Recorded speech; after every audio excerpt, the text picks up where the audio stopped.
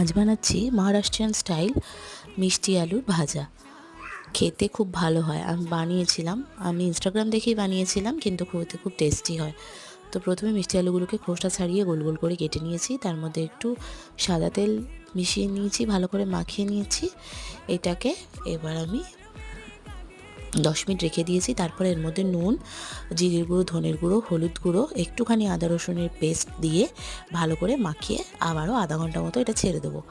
তারপরে এর মধ্যে মেশাবো হাফ কাপ মতো চালের গুঁড়ো আর হাফ কাপ সুজি দিয়ে ভালো করে কোট করে নিয়ে সঙ্গে সঙ্গে তেলে ফ্রাই করব। গরম তেলে মিডিয়াম আঁচ করে ফ্রাই করতে হবে। তো একটু ক্রিস্পি হয়ে গেলে নামিয়ে নেব। তারপর ডাল, ভাত আর এই ভাজা, আর কিছু লাগে না। একবার বানিও, খেতে ভালো লাগবে। আর জানিও কেমন লাগলো। রেসিপিটা ভালো লাগলে চ্যানেলটাকে সাবস্ক্রাইব করে দিও।